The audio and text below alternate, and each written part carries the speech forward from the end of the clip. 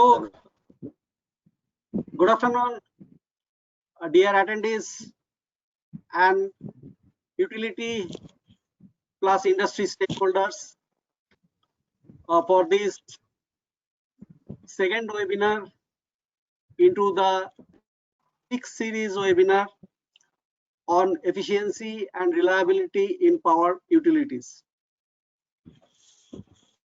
So before I get into today's details and introduction, a few housekeeping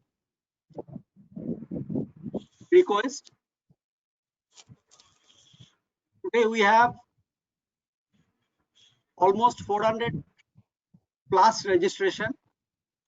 At this point, we are close to 140 who have already joined with us, and we expect few more colleagues to join as per Indian Standard Time, if I may be permitted to say so. As they join, there is possibility that there is a pressure onto the internet bandwidth. Because of that, we have kept listen only mode. So you have been muted. In case you have any questions or any difficulty, please put into the chat box. On your right hand side panel, you will be seeing a chat box, so that can be addressed by the backroom voice from the organizer side. Our flow today will be, I will be giving you a brief introduction, handing over to our expert speaker, Mr. Jamloki, and we have two moderators. Both of them are veteran in electrical sector. They will be participating as moderator. So during the question answer session, they will help to access your question, which you may please put it into the chat box, and those questions will be answered by our expert speaker, ably supported by our moderators. So with that, I go to introduce today's webinar.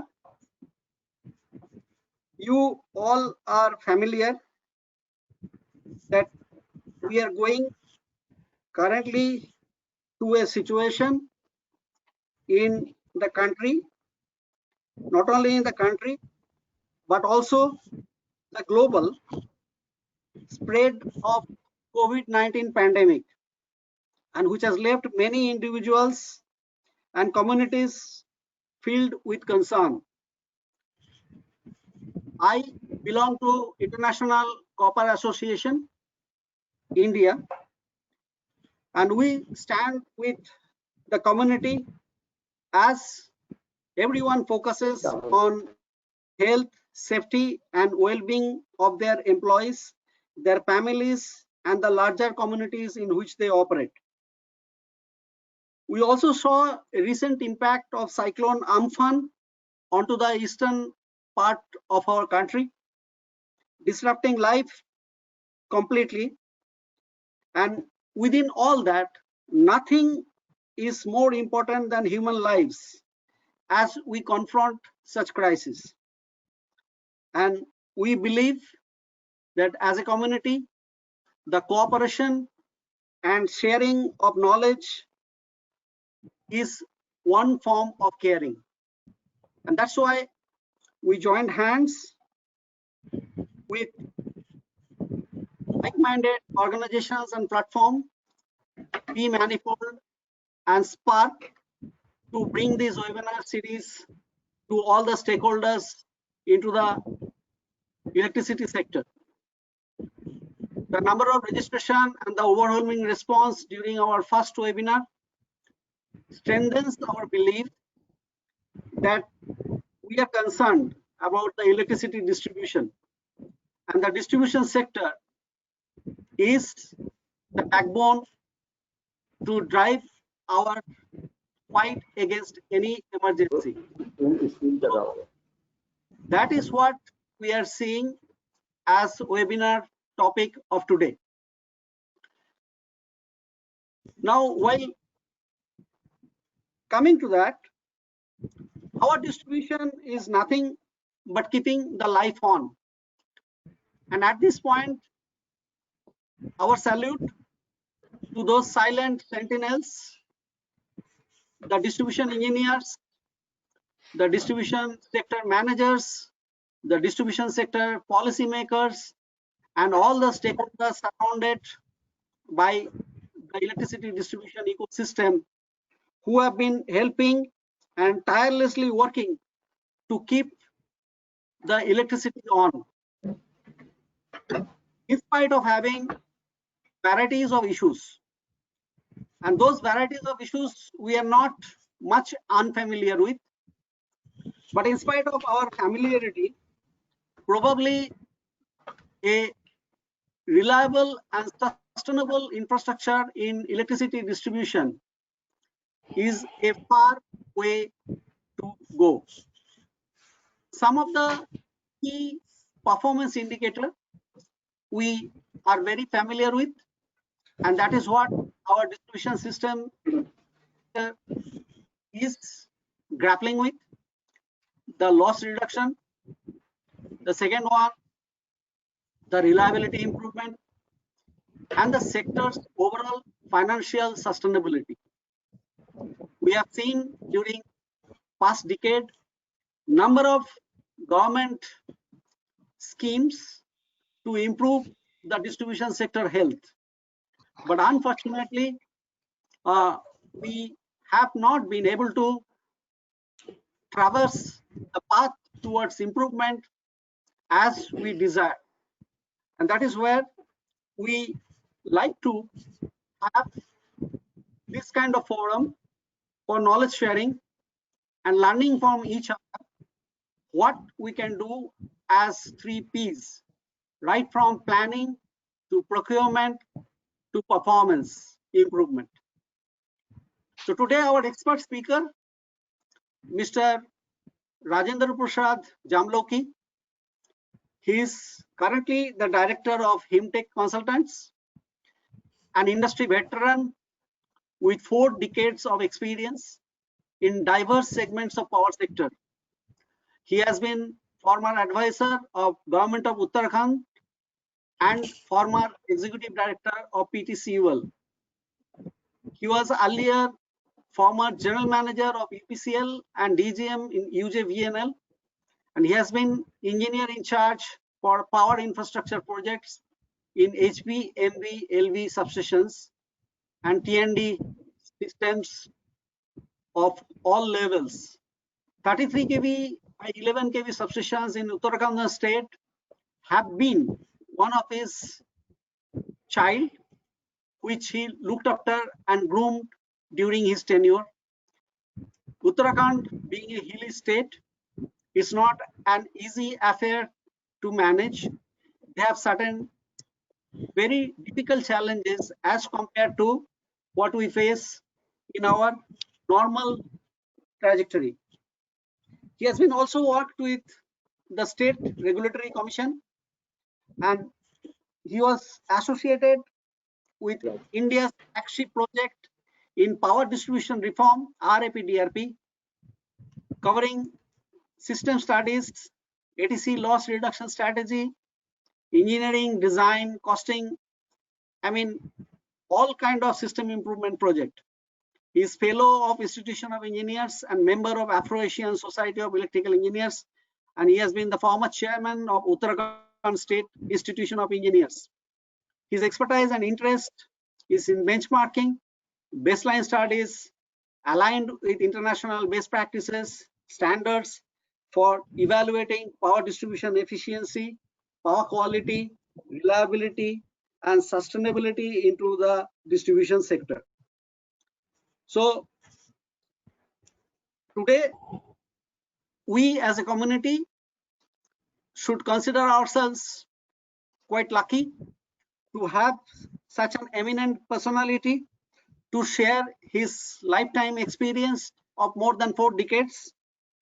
And as participant, we can look forward to have these key takeaways, why the distribution sector is key to energy service delivery, while we salute the people behind the keeping the electricity lines on. We'll also learn how to remain prepared at all time, a brick by brick approach, because in emergency, it is finally the electricity which the citizens depend upon.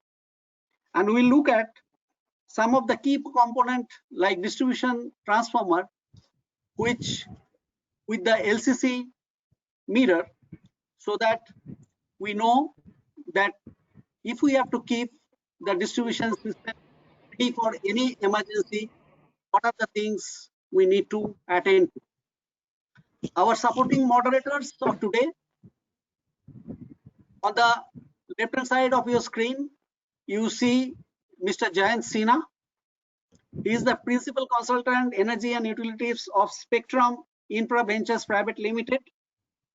He again has more than 3.5 decades of power sector deeply engaged experience, starting from NTPC to UPCL to NGEN to varieties of India's Smart Grid Task Force membership, and he has been involved into several projects located at UK, Spain, and MEA region. He is also the National Support Network Partner for Asia Power Quality Initiative Platform. Our other moderator, Mr. P.K. Patnaik, on the right, he is already smiling and welcoming you all. Unfortunately, right now, he is busy in field, so he could not join over system, but he is expected to join at any point of time. He again has more than 3 decades of experience, and he is currently the DGM OPTCL located at Bhubaneswar, Orissa, and he looks after the metering and protection and control. That is his key area. But more than that, most of us in the electricity sector community know him as an enterprising individual who created single-handedly a group called Spark Group, and this Spark Group on WhatsApp platform, one of the most popular social media technology, he has been able to leverage to discuss the issues and challenges faced by the sector, and then bring out those discussions in form of articles, case studies, technical publication for the benefit of the stakeholders at large. So with that, I hand over to our speaker of today.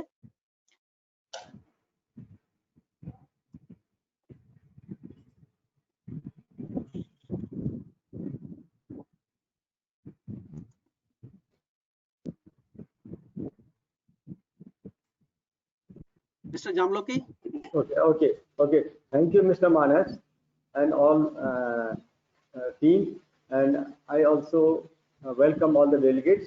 So today, I've got the opportunity to meet you, to discuss with you on this webinar.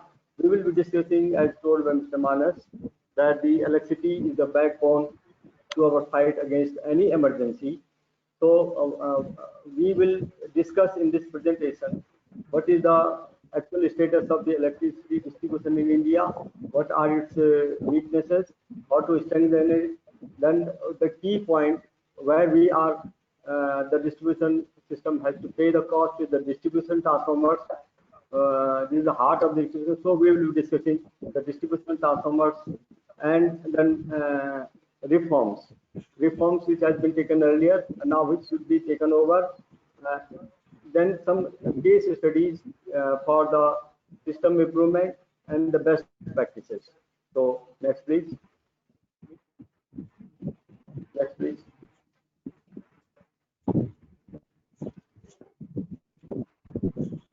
Mr. Sinha, next, please.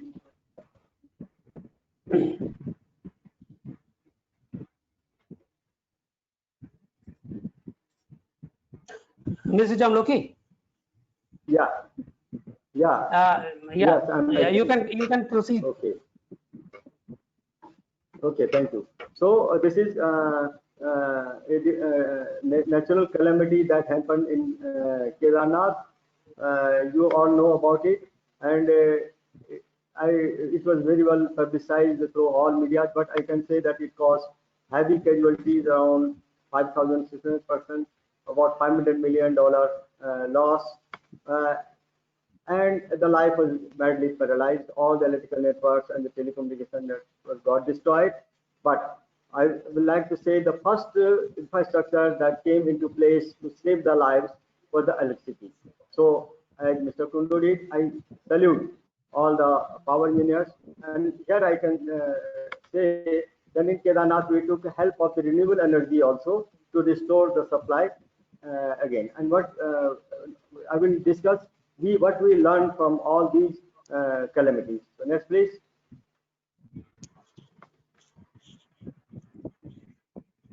Mr. Sinha.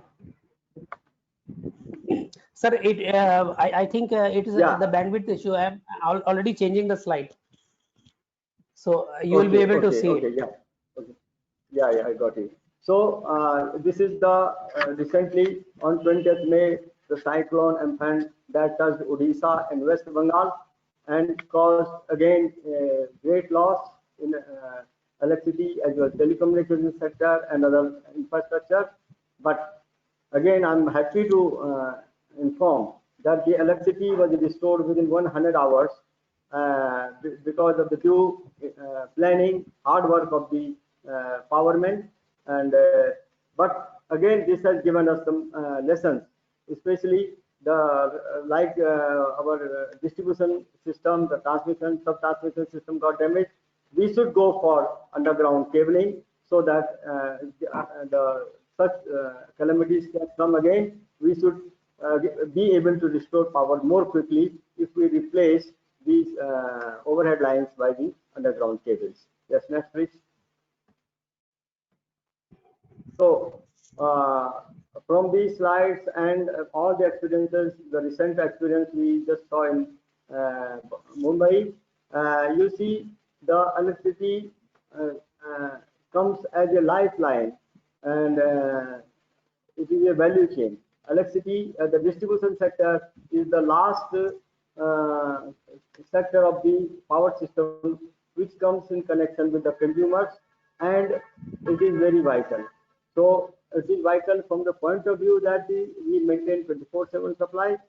It is dear to industries, to commercial, all activities are happening. But as you can see in the picture, in the COVID-19 hospital, we need 24/7 supply, and that has been maintained during this COVID period. Again, salute to the powermen that they are able to maintain. But of course, we must have learned some lessons which power engineers and system engineers will evaluate where have been. Of course, here we have to learn and again put into practice what shortcomings we saw and how we can improve upon to give the better supply system and to remain a value chain in the electricity sector.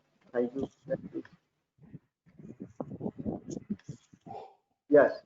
So this is the slide which is showing the position of the electricity. As with the time, you can see the load increase, the generation increase, and of course there was some gap in between in the generation. So what happened that at the rate the power demand was rising, generation could not come up that rapidly, and in 2019-10 we had a gap of around 12.7%. That is the availability and the demand there was less availability and more demand. But this gave a lesson, and the mega power projects came into, and generation, of course, supported by the transmission system. So transmission system, the demand side, we saw on the gap reduced to 0.7% in 2019-20. But here I want to point out that for the health of the distribution system, the AT&C losses, which is one of the key parameters, aggregated transmission and commercial losses, it was envisaged through various interventions from Government of India, especially APDRP, RAPDRP, that the ATC losses will come to 15%.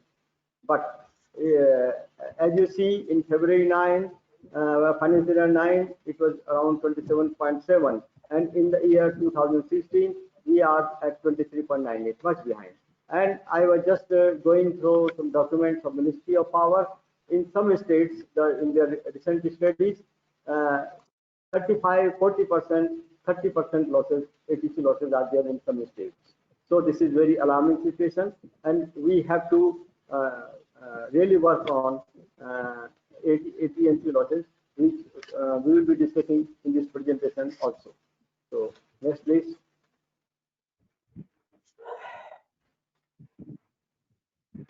So to maintain the lifeline, that is the distribution system, we have to, because there will be rise in demand, rise in the network, we have to think how to make the distribution system a resilient one, a strong one, so that it can face any challenges. What we need to do, we need to do good planning, design. Of course, just from my experience, I see that what was being done in the planning and system engineering, the demand side was looked how to meet the demand side, and the system was being designed and planned accordingly. But now the people are taking the help of softwares, so that we can better plan and do the system engineering, because it is not only generation, then it is the transmission, then it is the sub-transmission, and then all over India we see there are different load points. So we should be able to transmit to all parts of the country. So we need a good planning, good system studies. For that we need good design, of course, for the infrastructure quality assurance, then good construction practices, so that it is a sustainable project, sustainable work. And then of course, after building the system, we should go for the operation, good operation and maintenance practices. Already SOPs are there, but must be followed. And of course, like the disasters we saw, we are seeing, we are into the disaster management practices must be in place and must be practiced, must be followed, and must be rehearsed. And then on the back of it, there should be a capacity building time, a regular capacity building from all these utilities, then the manufacturing side, then the contractor side. So these are the work we should do. We should carry on for the distribution rate. Next, please. So now there are some challenges in the power sector. What are the challenges? As you must have seen recently, our Honorable Prime Minister gave some package to the DISCOM, and it is the poor health they are going through. The distribution sector is going through bad issue. So in a report, I was just looking at the end of the February 2000. Is my sound okay there? Okay. Is there? Okay. Okay. So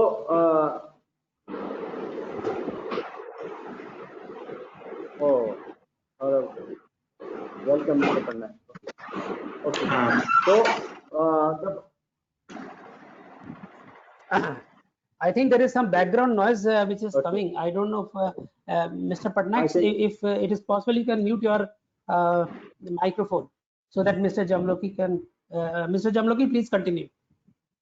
Yeah, please. Yes, sir. So the DISCOMs are in a very bad financial health. As I was telling, in a study on February 2020, all the DISCOMs putting together are having they owe to the generating companies around 96,200 crores. And on top of it, because of this COVID-19, the industrial demand has decreased, the commercial demand has increased, mainly the revenue is coming, and this has put the DISCOMs again cumulatively.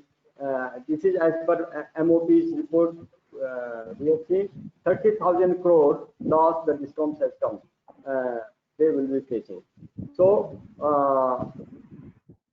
now, as I said, that we have to make a resilient grid, we have to increase the infrastructure. Many things are there, infrastructure, IT system, design system. So we need to liquidity in the distribution system. So that for that liquidity, I think more infusion of the help is required in the DISCOM, and then for what there should be many actions which DISCOMs need to do at their end. One of the main components which is causing the DISCOMs to go in the loss is the higher DT failure rate. In India, that DT failure rate is around 12 to 13%, and against 1% international standards. We will be discussing this in the next slide, but we need to focus on this. Then for this, we need to do something for the design, technical systems, and another challenge which the DISCOMs are facing, as directed by Ministry of Power and Central Electricity Authority, they should maintain the quality of power supply. Quality wise, of course, we just only look the voltage and frequency. That too, not very quality wise. What is the end voltage? What is the variation? What is the frequency variation? And what are the harmonics? Harmonics have come into play in a big way, and we must know, because incoming of the solar power plants, they are coming in a big way. They are causing the harmonics. So we should try to think to design our system that our power supply is and harmonics free. So we should adhere to these.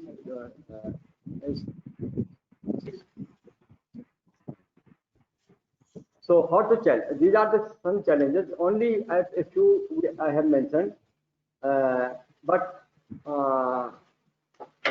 what I will like to discuss some critical problems which the distribution has been facing and will be facing if not corrected right now. So this is the high incidence of the DT failure rate. I said it is high, 30%, 12 to 13% against 1% international standard, and we see that the 30% of the DTs fail mostly in the warranty period. So why? It is because of the poor design and workmanship.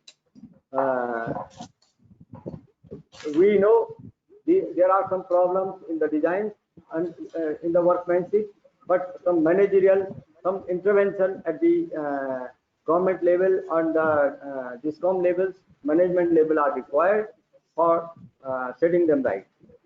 People are knowing, but intervention is not taking place. Then this for technical manpower, in the distribution, transformer manufacturing, even the transmission line operation and maintenance, or DISCOMs operation and maintenance, we are not having the proper, the technical skills are not being updated. of the manpower. So you see typically a DT has got a life of 25 to 30 years. But if we see the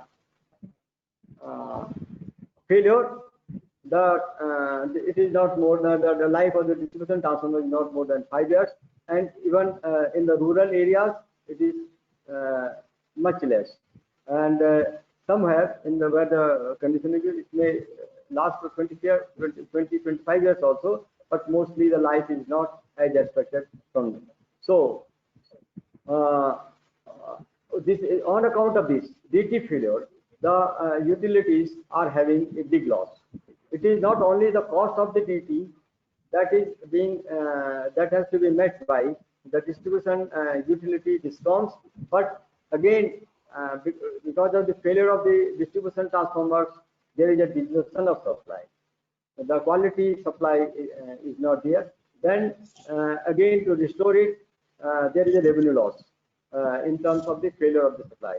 So there are different philosophies, but the loss is very much on account of the DT failure, not direct but indirect too.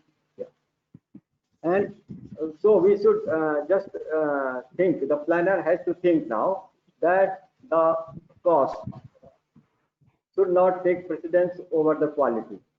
We must think, because otherwise it is a vicious cycle and the utilities will not ever be able to come over it. So we have to focus primarily in this, we will discuss the DT, how to overcome this problem, how to bridge this big gap of many thousand crores. Yes, next please.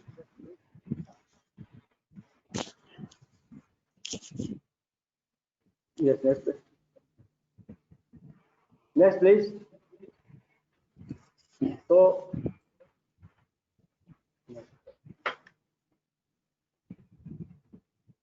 Mr. Sinha, next please. Yes. Yeah, Mrs. Jamloki, please go ahead. Yeah. You will see the slide. Yeah, thank you. Okay, thank you. Reasons.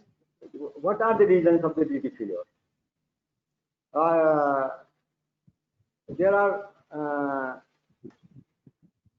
so many, and the whole system, as I may say in the beginning of this slide, that the distribution transformer are the heart of the distribution.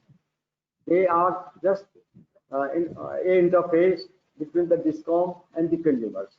So what are they are really put into a lot of inconvenience. So what reason? Abnormal temperature rise.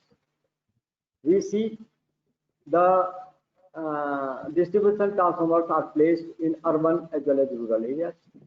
In urban areas, they are placed comparatively in the better atmosphere than in the rural areas, where they are open, left to the open atmosphere, and the temperature rise is very high.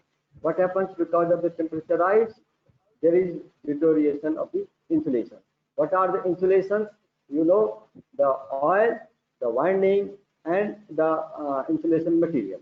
So if there is a temperature rise beyond a certain limit, there are, as per Indian standards, there are limits of the temperature rise. But if we exceed, the DTs are bound to flow. And it is then a cycle. When the temperature is rising, the quality of oil is deteriorating. And the quality of oil gets deteriorated, the breakdown down voltage of the oil gets deteriorated.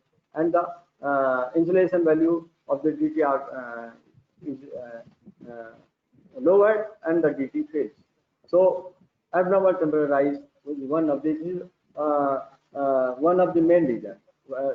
Secondly, in the all the urban as well as there is overloading of the transformer. Overloading is a big enemy. I have seen, as per my experience, my staff told me, sir, this transformer has failed. We said, just go check, analyze. They replaced the transformer. Again, after 1 week, the transformer was damaged. What was happening? There was theft in the area. There was people were doing pilferage, and as the transformer was replaced, they were again connecting the load, and the DT kept on failing. So we should abnormal temperature rise must be analyzed. Then poor oil quality, I have told. Normally, regarding oil, there are two things. One, the oil we put in the transformer, and then after what we do with that transformer.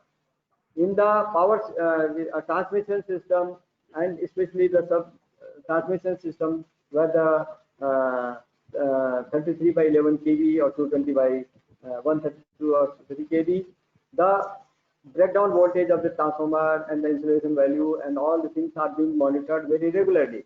The dissolved gas analysis, but in the rural area, even in the urban area, it is not being done till the transformer fails. So we must maintain, have some mechanism. It may be through mounting devices here or some manually, so that it gives alarm that the oil quantity or oil quality is poor. It must be repaired. Then another very important point comes the selection of winding. You know, the winding in the lower range, 25, 63, 100 kVA, they are aluminum wound transformer mostly, especially Uttarakhand, and I've talked to many states. They are aluminum wound transformer. Above 250, they are using copper wound transformer. But most of the transformers, if we count, are in these lower capacities, and the loss is being accounted on account of failure of these transformers. So we must think of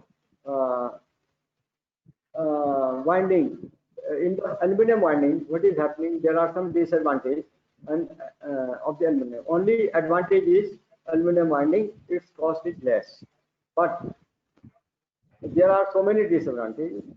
What are the disadvantages? That they do not make a good connection. Aluminum and copper, when they are joined together, or the aluminum to aluminum joint, good joint, it is very difficult to make good joint. Secondly, there is a thermal creep problem. With the temperature rise, the joint creep resistance increases, and there is a failure. And most of the transformers I have found is because of the jointing and the high temperature rise. So in comparison to the damage, the cost we are paying, I think it is time for the policy makers to select the copper winding transformer. I think it will compensate very nicely. It will give good rate of return if we compare all the losses with the.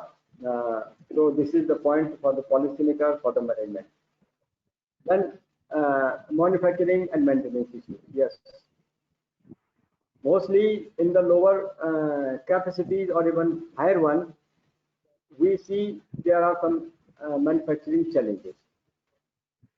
What the transformer should be designed, and the specification should be there for selection of the manufacturers. What are the pre-qualifications? With the that is, they should be having CRGO or the amorphous core facility, or they should have good manpower so that they can be selected. But this is not being done mostly, and I am not of the opinion that the new manufacturers or the new they should be avoided.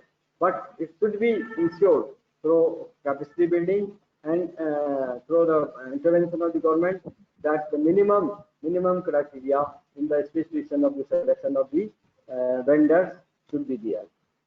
So maintenance, as I said, mostly TTs, except jointing. There are so many issues with the maintenance. Sometimes there is unbalancing of the load.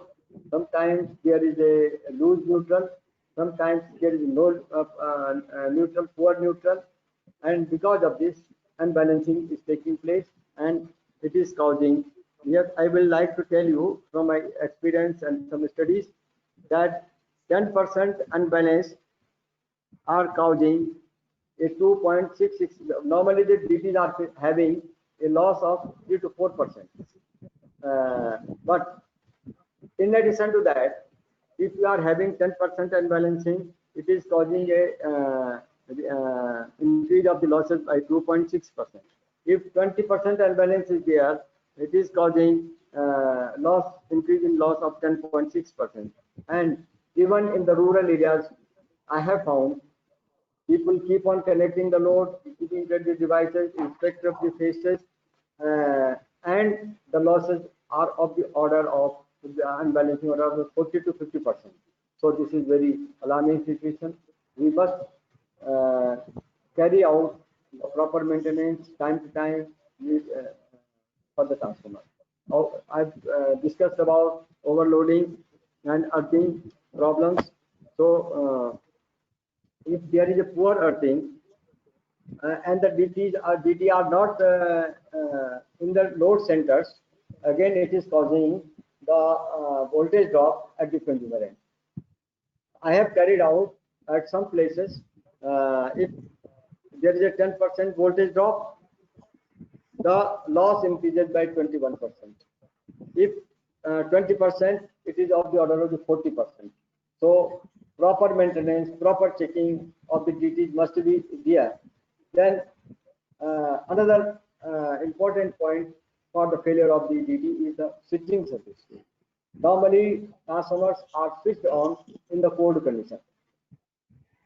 Of course, mostly it is unavoidable because if the grid has failed, some shutdown has been taken, the cold condition. But through some load, which I will discuss in later part, if we practice some MCCBs at the LT end, and when we are taking a plant shutdown, we can manage, we can avoid the cold switching.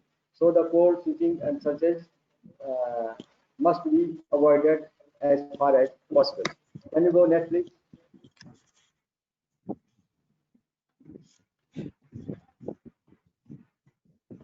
Yeah. So after discussing our critical points, now we should have some strategies how to have a better future of the consumers and to really have to continue a lifeline. So the distribution is normally getting supply from the sub-transmission system. Distribution is normally done at 11 kV and 0.4 kV, but they are getting supply from sub-transmission, that is 33 or 66 kV. And the sub-transmission systems are getting supply from the transmission system, that is a higher EHV system. So mostly we see that the transmission system and the generation system care is being taken up through good planning.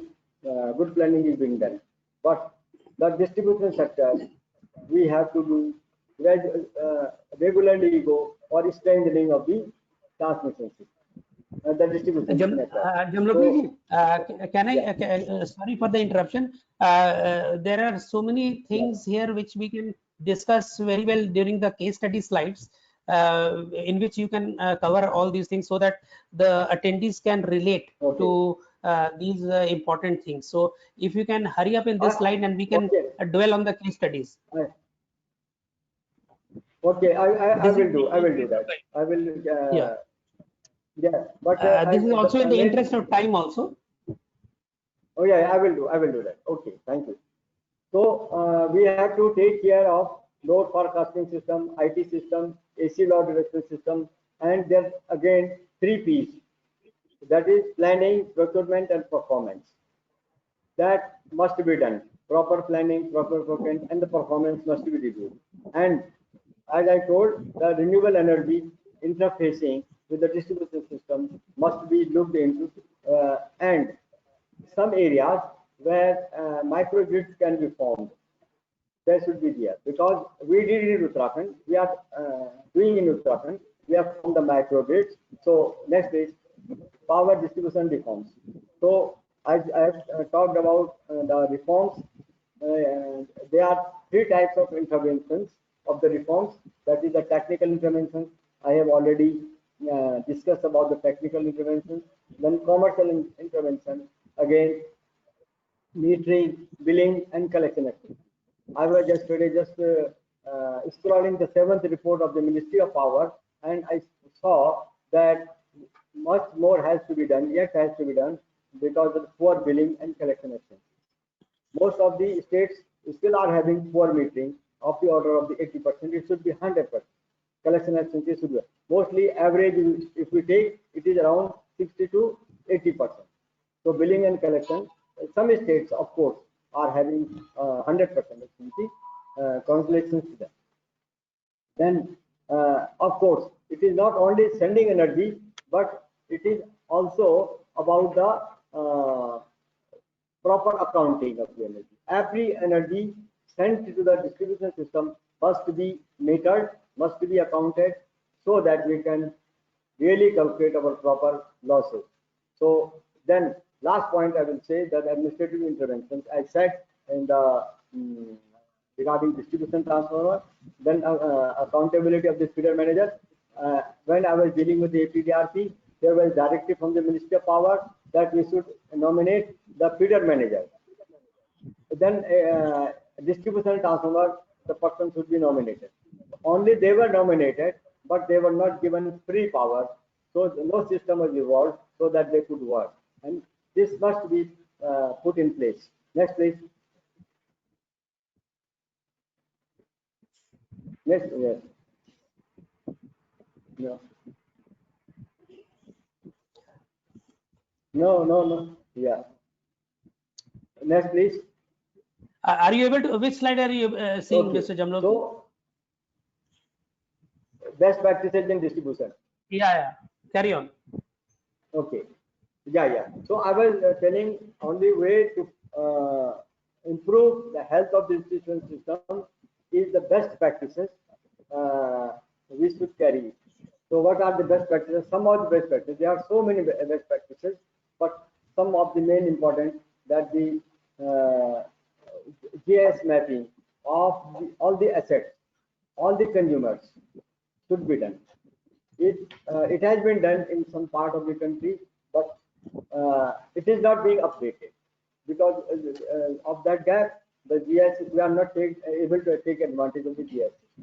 So we should really do proper updating, and GIS mapping wherever not done must be done. It will be in the benefit of the consumers for implementation of the IT part. This is very important. Then load flow analysis. If we do the GIS, we can carry out the load flow analysis through some software also. Then automated meter infrastructure and smart metering. Mr. Sinha will be taking this in the IT part.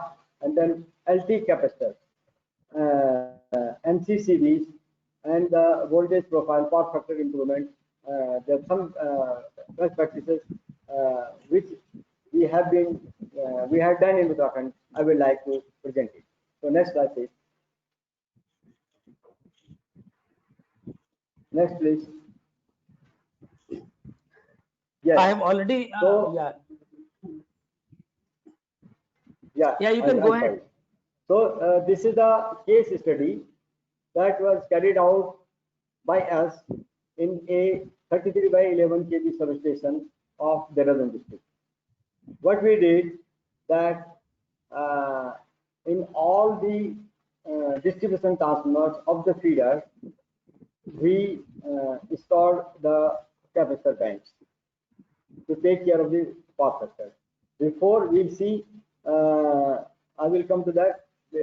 By installing the capacitor bank, what happened that the voltage at the sending end improved, and the sending end voltage improvement resulted in less feeder current, and less feeder current means I square losses. Losses are in square of the current, so the losses reduce.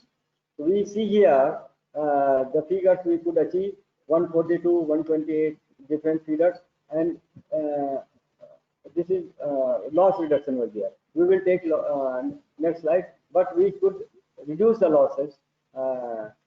And you see, if we improve the voltage, the consumer will be happy. We can connect more load on it without upgrading the feeder, without making the new DT or the feeder. So this is the advantage. This best practice must be carried out. This improves the power factor and the sending and voltage also. Next, please.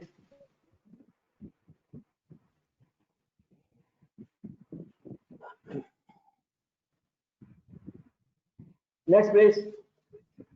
Yeah, I've shifted the slide already. I think there is a bandwidth issue on your side, so you'll see it. Okay, I got it. I got it. So then next slide, this LT capacitor bias, I said it causes the power factor improvement, better voltage profile, low technical losses, and overload reduction. Taken best practice we carried out was the normally what happened after DT. Normally the load was being fed through LT feeders, but they were not segregated. Mostly even 100 kVA, 250 kVA transformer load was being fed by only two or three feeders. So according to the location, to decrease the line of the LT, we segregated the feeder and put the MCCB on each at the secondary and LT side of the distribution transformer. This could help us in the demand side management, in the better service, because if we have to take shutdown of some particular area, we could only switch off. And not only because of this, if there was any fault in the LT system, it will trip the particular MCCB, molded cage circuit breaker. If there was overloading, it will trip that particular, not the whole DT. So it could reduce the interruptions as well as the DT failure rate because of this. So MCCB tripping reduction was there, early system restoration, fault visualization, and load management. Next, please. Sir, can you also suggest some of these system improvement initiatives which were taken in Uttarakhand was related to HVDS? So can you also elaborate on that? Because it was had a great impact on the ATC loss reduction. Yes, sure. So HVDS, as I said, reduction of the ATC losses. The best practice that was called for in the APDRP, and we carried out the high voltage distribution system, because I will tell you what are the advantages. We are feeding I will take one example of the 100 kVA transformer. We were feeding to some consumers around 30 to 40 or 20 consumers. So it increased taking LT line and at the cost of the SP line. So what we did, that we increased the HV 11 kV system right to the consumers and segregated this 100 kVA transformer into 15 kVA transformers, around 6 or 7 or 10 according to the load. And now one DC HVDS one transformer was feeding to the lesser consumer. So what was the advantage? That we had lesser length of the LT line, due to which the losses reduced. Secondly, one transformer was feeding to lesser consumer, so they were in fact made responsible to take care of the transformer. If the transformer was burning, overloading, they could be said, sir, why your transformer is overloading? The distribution or the DISCOM had to analyze it. So it caused the reduction in the failure of the FTP. Then also, because our AVDC it is an aerial bunch conductor system carried out on some steel conductor, and tapping is done. So it was not for the possible for the consumers to make any pilferage. So there was a reduction in the pilferage. I told less DT failures. So this was HPDS system was very helpful in the rural areas where we were feeding the agricultural load. So earlier there used to be one 11 kV line, then LT line, and the transformers connected to it, feeding many consumers. Now there was a dedicated LT small transformer, 15 kVA transformer to the consumer. Now he knew that if the transformer fails, he is the responsible. And this caused, I will give you one example that we carried out in 100 kVA transformer. It's a very good question by Mr. Sinha. The length of the LT line was 3.6 kilometers, and after we established HPDS, it was only 1 kilometer now. So there was a reduction of 2.6 kilometers in the LT line. Of course, 100 kVA transformer was replaced by 11 number 15 kVA transformer. The tail end voltage without HPDS was about 350 volts to the consumer. Now, when the HPDS system came into existence, the system voltage was 420 volts. So 350 to 420 volts. Consumers were happy. And then losses, earlier on this feeder, the losses were 18.6%. And after we carried out this HPDS system, they were only 5.47%. So this is initiative now I think carried out throughout India. And most important advantage of this is the safety, because if the conductor is snapped, there is a question of safety, challenge of safety. So with this, if we do that, there is no, even the dense populated areas, HPDS system is laid and safety issue is resolved to the great extent. So I think in short, because there's shortage of time, feeder tripping or DT failure rate. So after MCCB, I was just talking about the MCCB management. You see, on one substation in the Kumau area we carried out, and the losses, the distribution transformer failure was reduced even from 30 to 50% to 0 and 0%. They were 13, 16.7 and 50. So this is a good practice. I think it must be done. Some good practices we have carried out. Next slide, please. Next, please.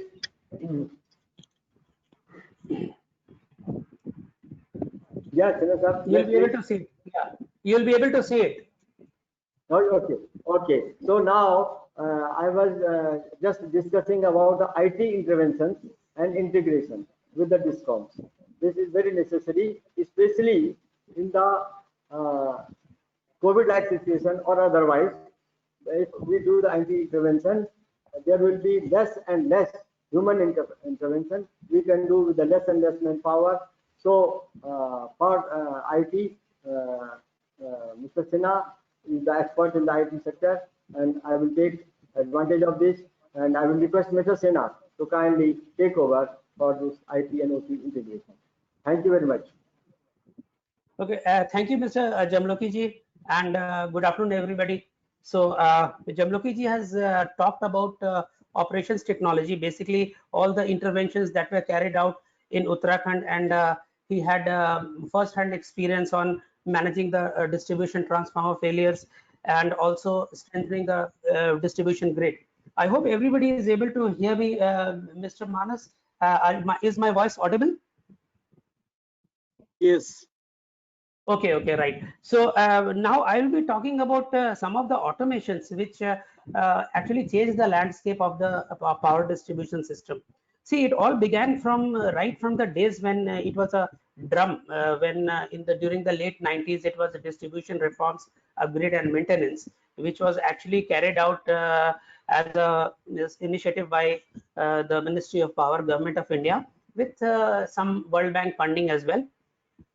And slowly, over the period of time, as technology evolved, it became APDRP, which is Accelerated Power Development and Reforms Program. And then subsequently, it was modified into RAPDRP.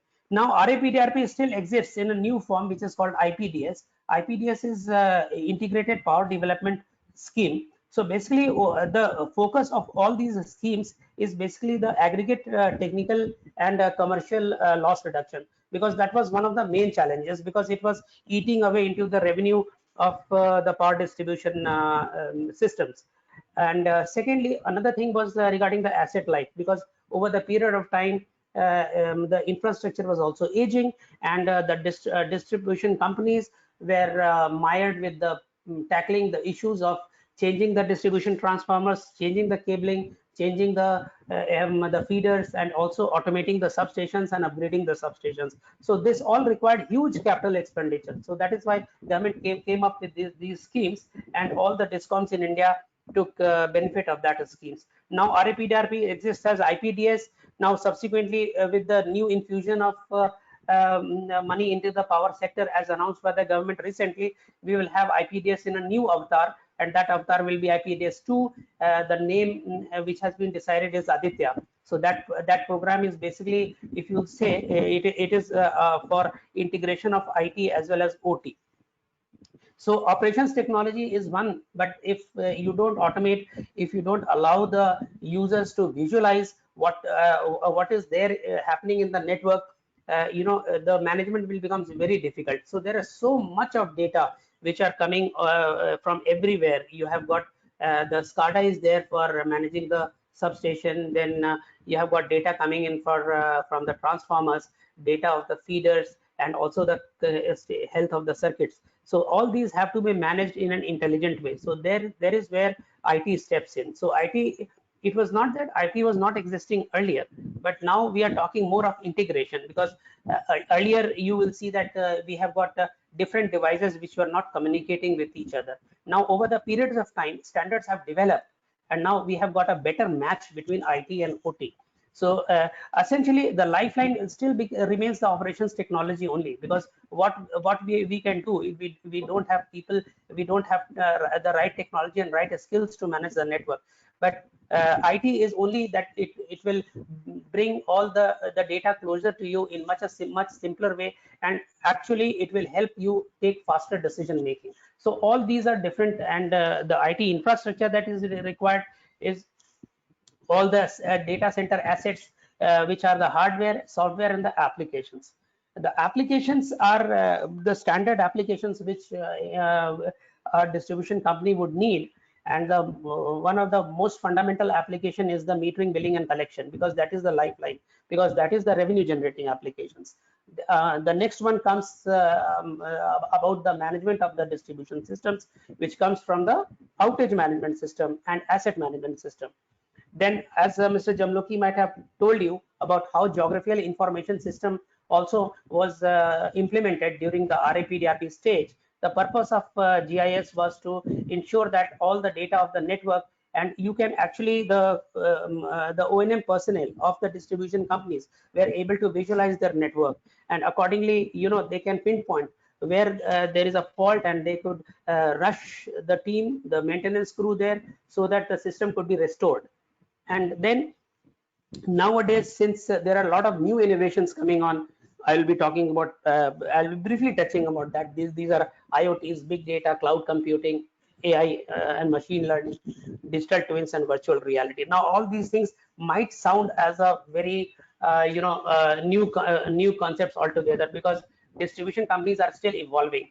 There is a need for a skill upgradation, as Mr. Jamloki has talked to you about the capacity building, and all these programs are going on. So, but ultimately, the baseline is that we have to, to be successful in complete energy accounting.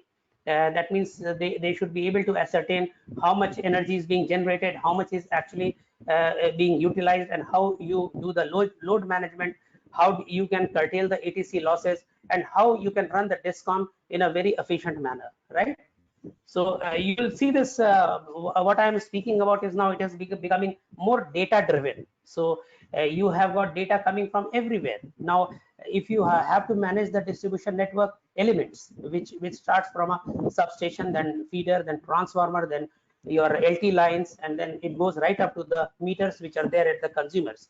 So everywhere there is a data coming. Secondly, now you in the nation there is also a drive to install smart meters, where the smart meters can communicate with the grid, and there are other features which can empowers the consumer to use the electricity as per the demand, and also carry out certain energy saving initiatives by adopting certain demand side management programs, like switching off when electricity is not needed, and also trying to switch off some of the non-essential loads also during peak tariff.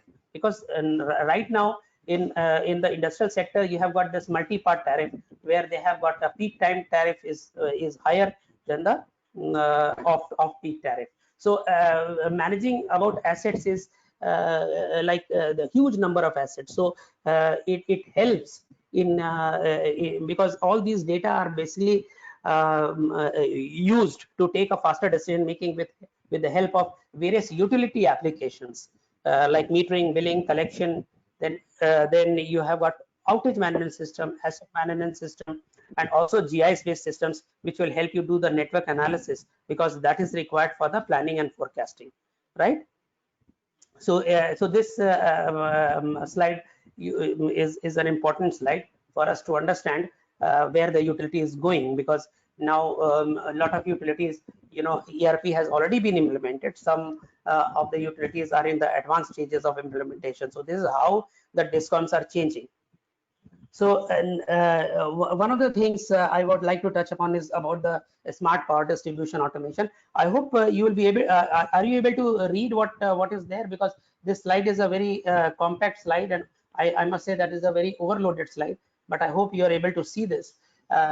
See, this is a very self-explanatory, because when we talk of a smart distribution automation, see, the purpose is not to undermine the work which is being carried out by the maintenance crew, because he is the first one who goes at the site to do the maintenance and repair and restoring the system. It is just about how with all the intelligent applications that you have at your disposal, how you can intelligently communicate with the LT distribution system. So we have got a standard communication protocol. Now your smartphones are also very well interconnected. You run so many applications. So it is something similar, where we have new technologies, Internet of Things, and artificial intelligence. So you can see this is what is summarized in this compact slide, which almost covers up the entire gamut of operations which a power distribution company has to carry out. So one of the main area of focus is the smart energy management system, because whenever you are using energy, whether it is coming from electricity or heat, you are actually doing it at the expense of the national resources. Those national resources can be the fossil fuels or even the renewable energy. After all, these are the resources, water as well.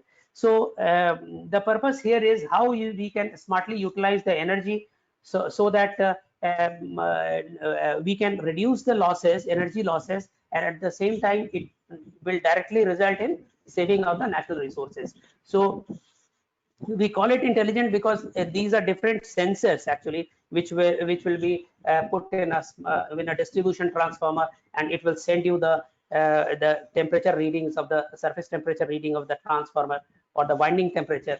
Even it will sense the arcing fault, short circuit fault. So all different sensors are there. So now you will see that the power distribution system has evolved into a very organic system, where you just like our sensory nerves, where we have got 5 sense organs to apprehend a lot of situations, and we respond to that stimuli. In the same way, we have sensors installed everywhere in the LT distribution system. Even the smart meter, which may be installed in your homes, some of the homes at least, will have a certain sensor which will trip when there is overloading, or it will also initiate some kind of a protection if if there is any kind of issues, short circuits or things like that, which could endanger the personnel. So all these things are basically used, these smartness are basically used because of the safety of the health of the plant and the personnel, and also saving on the cost of the breakdowns. So we have all these different components.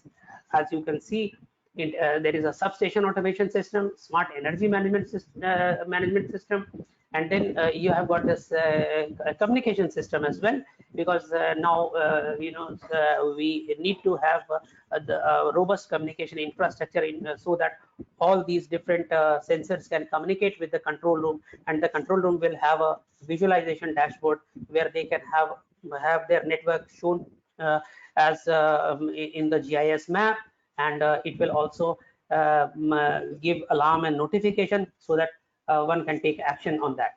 So transfer health monitoring and analytics, Mr. Jamloki has also covered.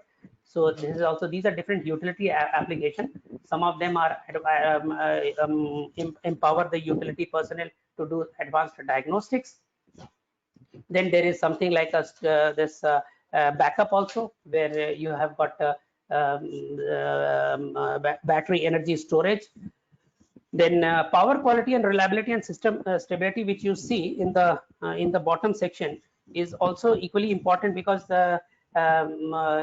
just a year back, Forum of Regulators have also issued guidelines to all the energy regulatory commissions, electricity regulatory commissions, to have more monitoring of the power quality and reliability indices. So reliability indices are those, and power quality indices are those like voltage quality indices, and monitoring of this total harmonic distortion. And reliability indices, as you are aware, it is basically the benchmark parameters for monitoring the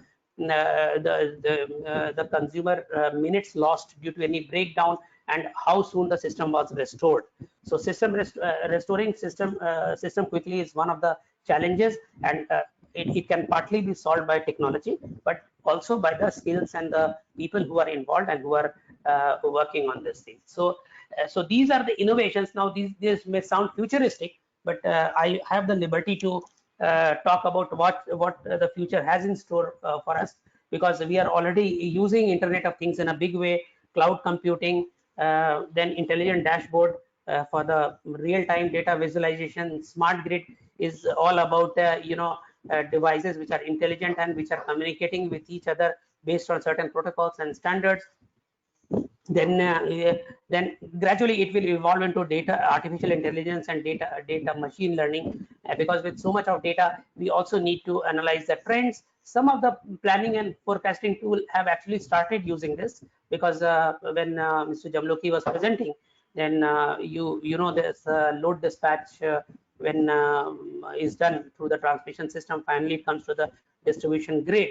So there is a lot of data which is coming up for supply demand balancing. So because the supply, whatever power supply, depends upon the demand. So this has to be matched with the generation, and then robotic process automation and virtual reality. So I will just wind up with this a summary slide of what all can be are possible and what is being done, and some of the things, this slide that the distribution companies are doing where to improve the situational awareness, and basically optimization of power flow, because that optimization is important for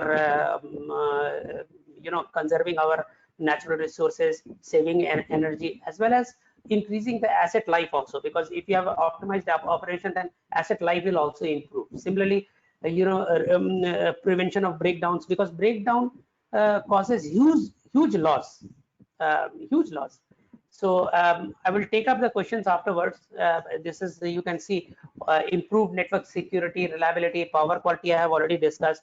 Load planning and forecasting is one of the important tools for managing the power distribution system, and how you can manage the expansion, how you can because whenever there is a new requirement for additional substation being constructed, then a lot of resources have to be managed, and this is based on the planning and that we have to do for how much is the demand which is going to be in the next few years of time, because all these things comes under long-term planning. And ultimately, you know, by saving the resources, one important thing is you also save on the carbon footprint, because if you use more energy, then you are also increasing your carbon emissions. So with this, I thank you all, and I hope you had a nice session. So I would like to take up some questions as well. So I think Mr. Kundu would like to speak, and then I will take up the questions. Thank you, both of you, as well as Mr. Patnaik, since you all are there. It was a presentation of questions, but we have around 10 to 15 minutes in hand, and kindly pick up some important questions. Yeah. So if I'm permitted, Mr. Patnaik, would you like to pick up some questions, or do you want me to take that? Yeah, it's up to you. Actually, the one which I got it, and also I taken down those things. I can start a particular query. Mr. Jamloki, namaskar. Namaskar, sir. Mr. Jamloki, Welcome, sir. are you hearing me? Yeah, I can hear you, sir. Yeah, fine. Actually, there is a query related to in the year of 1980 to 1990, the regulation was related that key 315 and above, the copper winding should be there. Fine. Then in the year of 2008, CA regulation came that it should be with 100 kVA and above. So can you just interpret these two terminology? Yeah. Okay. So, Mr. Patnaik, you see the regulation was right from 100 kVA, we should go for aluminum, copper winding. But due to the cost constraints and the image of the higher cost in the mind of the management, it could not be implemented. And so far I know, in most of the utilities, up to 100 kVA, they are aluminum owned. So yet it has to take, it has to be rather taken up with the government. So, Mr. Jamloki, is it something that the utility can do something about it, whether they can decide upon revising their specifications so that even 100 kVA and below also the transformers are use copper winding, maybe for better durability, reliability, and quality of power? Yes. In fact, they also know that huge loss is taking place on account of these aluminum owned transformers. It is correct. But while making a project report, what will be the rate of return if we replace these aluminum with the copper one? So some study in the utilities is not being carried out, due to which the Exxon case is not being put up.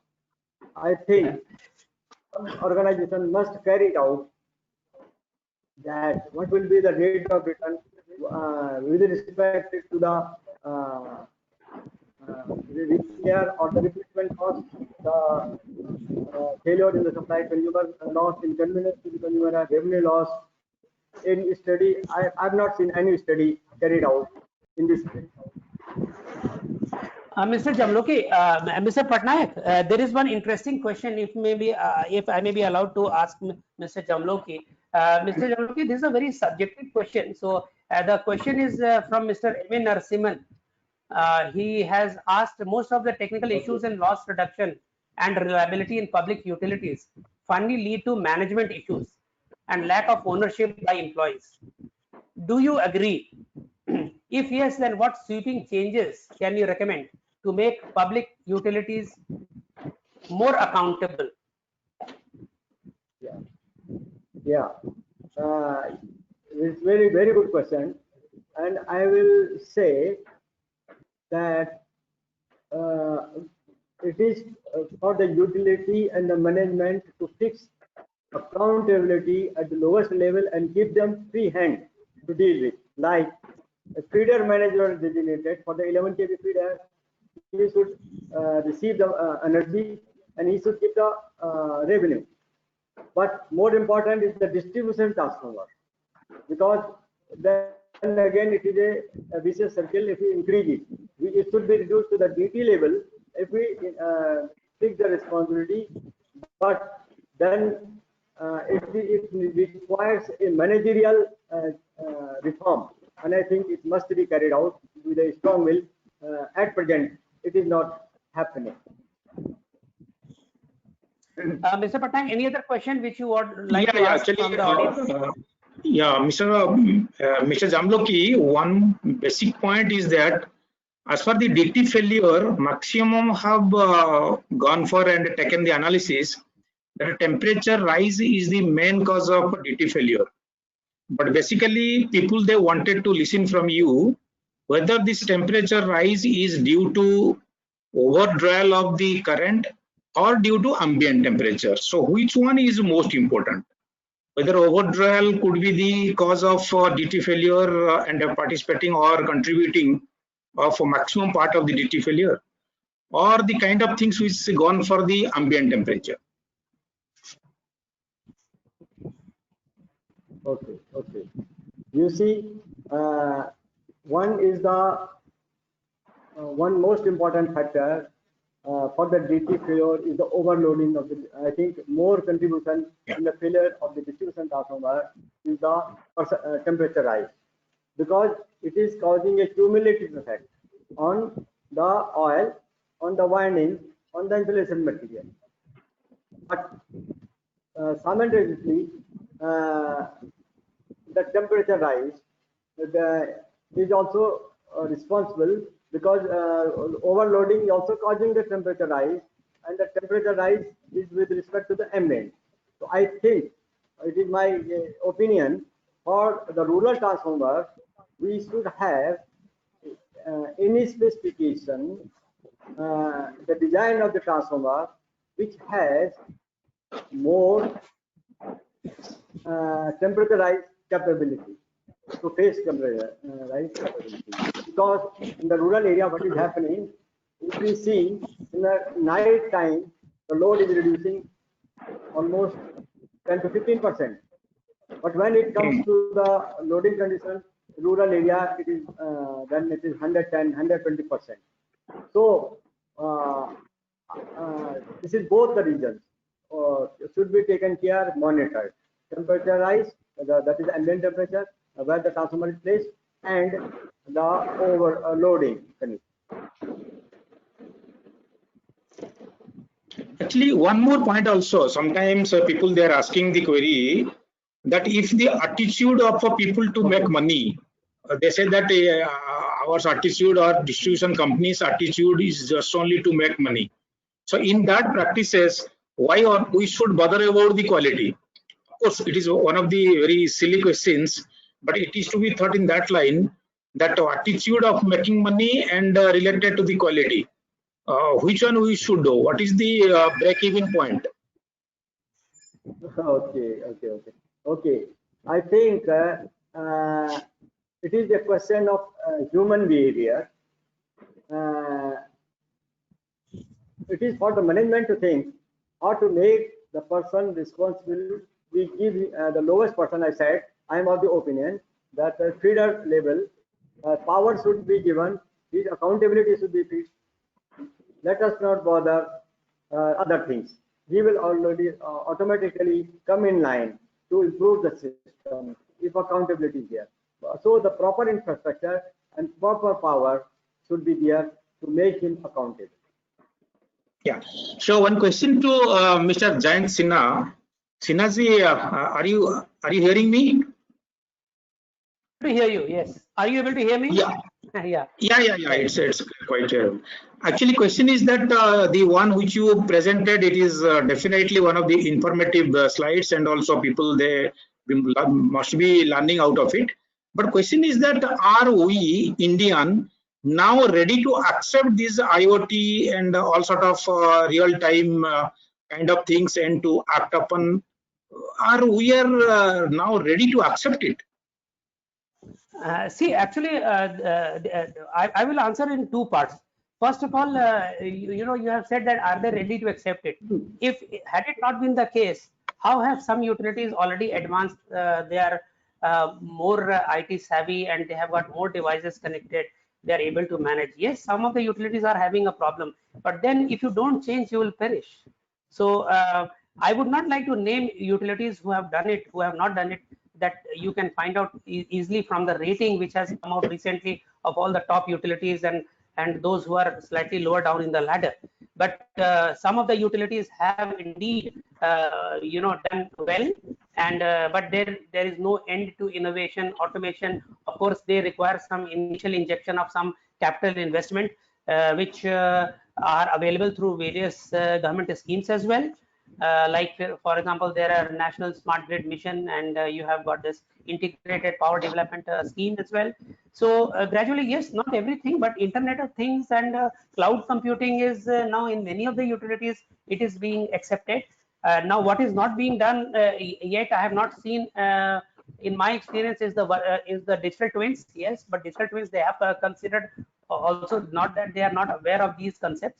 And also to some extent this robotic process automation, that has also except for the transmission utilities who have been using these robotic process automation for their inspection of the transmission lines, this has not yet percolated down to the DT level, because there are a lot of cost involved and there is a lot of training and capacity building involved. So I hope this answers the question. Yeah, actually, there is one general questions to all, Mr. Kundu and Mr. Jamloki and Mr. Sinha also. In India, right now, we are thinking about the quantity of supply, quantity of electricity, rather than the quality. Because if you go for the political background, then people they say that the availability of a supply to all concerned is rather important than the quality of the supply. So how do you just, interpret this particular terminology, quantity with quality? Mr. Jamloki? Yeah, okay. I thought, you see, earlier, now you see, we are in 2020, where the world is, where we are. And now we are using, because the grid cannot be separated for the poor person and the rich person. It is a common grid. And they are enjoying all the qualities of the power supply equally.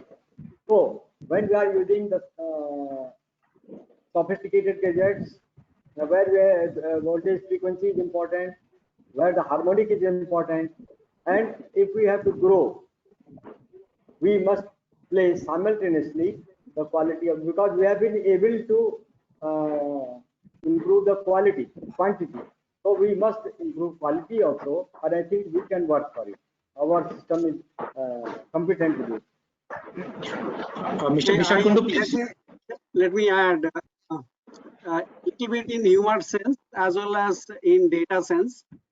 On this graph, what is display, we are already claiming ourselves to be a demand supply equilibrium country. Now, the question is whether glass is, you want to see the glass as half empty or half full. If you really want to see at half empty, then you have a long way to go. And if you want to see half full and be satisfied, then you are not going to be Atmanirbhar Bharat, where quality will be the major concern. If I give an example, हम लोगों का grandmother लोग जब हमारा दोस्त लोग घर में आते थे, जितना भी खाना होता था उसको बहुत टेस्टी करके अच्छा करके दे देते थे, और वो खा के लोग खुश आ जाते थे, तब दोस्त लोग खुश आ जाते थे। उसके बाद उनको बोलते था कंज्यूमर सरप्लस। हम लोग को इकोनॉमिक्स में पढ़ा कंज्यूमर सरप्लस, लेकिन कुछ भी खाना नहीं है और बहुत खाना दे दिया और वो रोटेन टेस्टी नहीं है, तो कोई भी बच्चा हैप्पी नहीं होगा। तो इलेक्ट्रिसिटी सप्लाई भी ऐसी है, आप क्वांटिटी तो ठीक दो बराबर, और उसके बाद क्वालिटी दो। आप कोई भी एग्रीकल्चरल फार्मर को पूछ लो जिसका पंप जल जाता है, तो उसको क्वालिटी का क्या मायना रखता है। तो क्वांटिटी तो हम लोग as a country we have achieved, and quality we must do it. Yeah, absolutely. Actually, what happens as far the human tendency or anybody's the consumer tendency is concerned, they will be rather interested to have the quality supply. Let it be available for a total not 24 hours, but the timing what it is getting available, it must be the particular power of that particular voltage and current and all parameters to be within the allowable limit and of better limit and all. That's true, but thing is that what happens in these practices of 24 into 7, all supply to get available and without the limited infrastructures and all. So what exactly you mean to say, how it will be attended within this timing or time frame and all? See, already the country is pushing very heavily and also guided by central policy that we will be self-reliant as far as our own power requirement is concerned. The solar energy thrust, the renewable energy thrust, that is going to make a big difference, and we will have our own power at our own doorstep, at our own will and call. And if we do not recognize that as a public distribution system, then there will be a big gap of haves and have-nots, and which Jamloki sir mentioned that will be either performing or perishing. Yeah, absolutely. Okay, it's fine. The kind of things which already other queries asked, those are of a very normal kind of queries like percentage impedance, like the other reasons and all. I think we should ask Jamloki Saab to reply those things. Yes, Shina Saab, any queries there from your side? I think some of these queries have already been answered during the presentation. So probably those they might have been asked, generally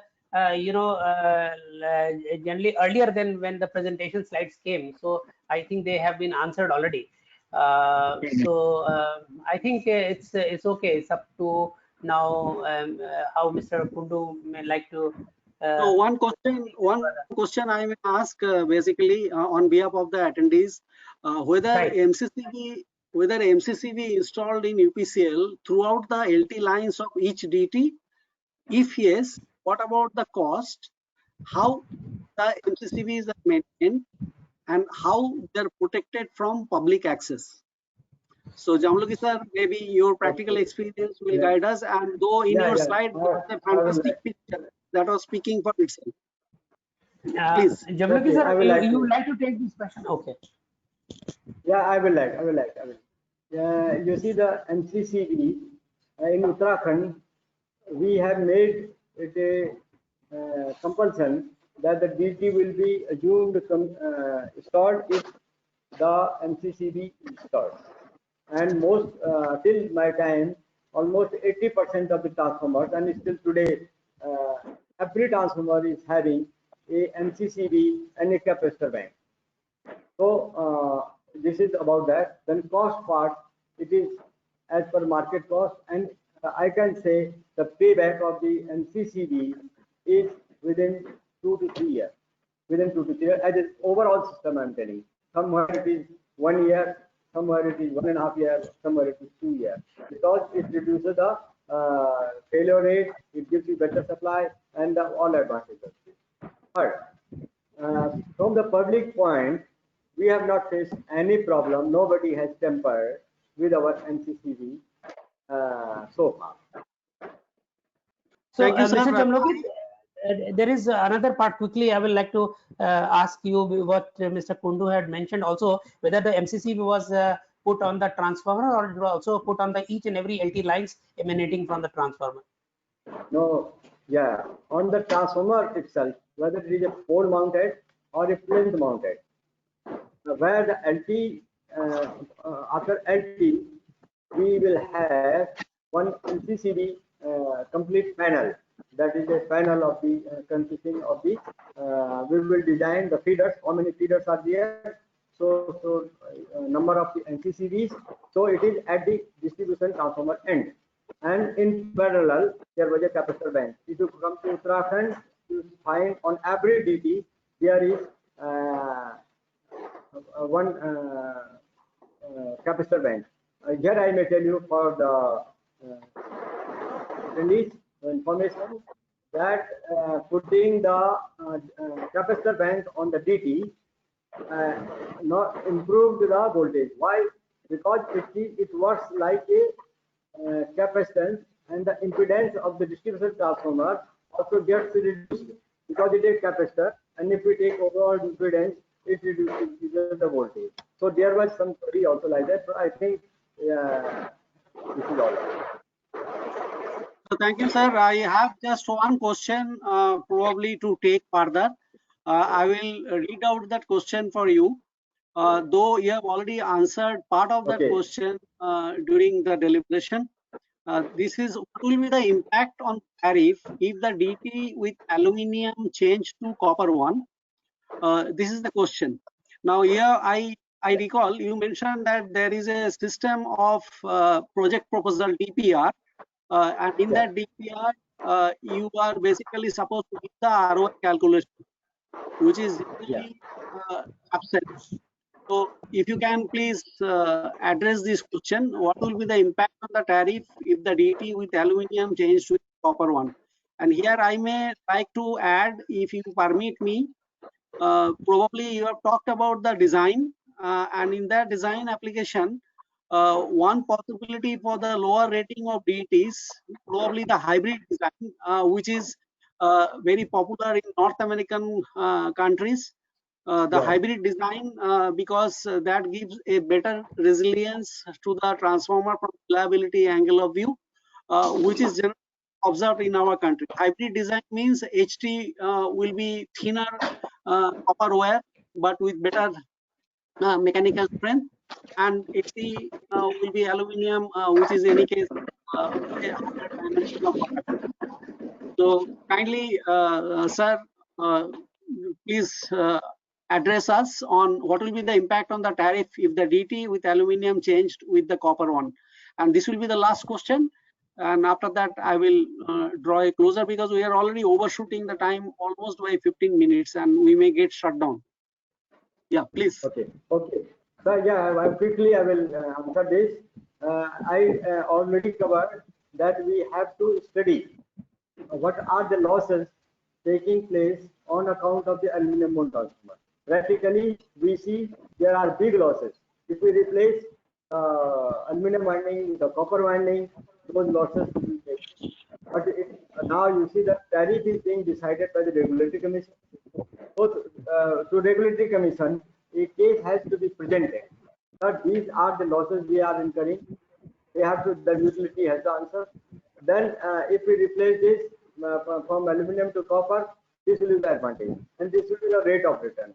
If we do that, I think we have to go to the regulatory commission now. Earlier it is the management, now it is the regulatory commission that the issue has been resolved from the regulatory end. Thank you, sir.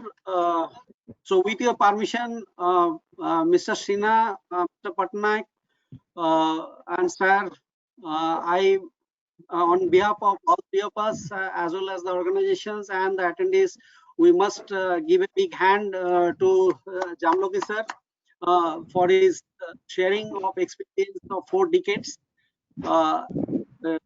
Kindly note that we will continue with our webinar series. You might have seen, so the people who attended this, they will automatically get a link for the webinar recording, and people who have registered, which is more than 450 people who have registered, but everybody could not attend.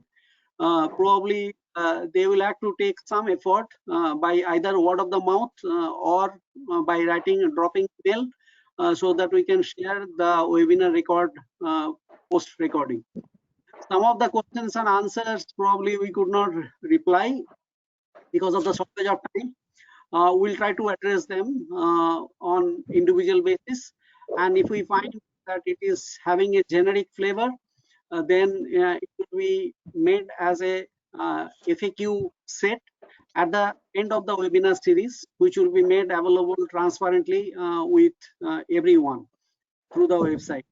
And Snehal, I would like you to give me the access to the system for showing the slides, because with the with this, essentially what we are planning, our next webinar will be on 30th June, Tuesday, by Professor A.K. Tripathi. This is the topic. So please be prepared, and he will cover the regulatory side, most of the thing. Thereafter, we'll have on 24th July, which will be asset management. Again, an interesting topic for distribution system reliability and efficiency improvement. And when we do that, the electrical safety aspect into the transformer will be dealt by Mr. Rajaram Shinde in the month of August beginning. And thereafter, I will probably come in once again to share one of the interesting study what we have done into Maharashtra state, some other states we have replicated. So with that, I once again thank each one of you for attending, for having patience. We had a little difficulty into the network issues, though we are talking about 5G in the country. Many of our places are not even worth 2G, and that is also applies to our electricity distribution system. So as a distribution system stakeholder and cloud power engineer, it is our responsibility to see that what better can be done. We can be within the system and cause change rather than blaming the system and do not cause any change. So with that few words, I wish you goodbye and look forward to meet you again during our third webinar. Thank you and have a great evening. Thank you. Okay. Namaskar. Thank you. Stay safe and Thank stay you. healthy. Namaskar, stay safe.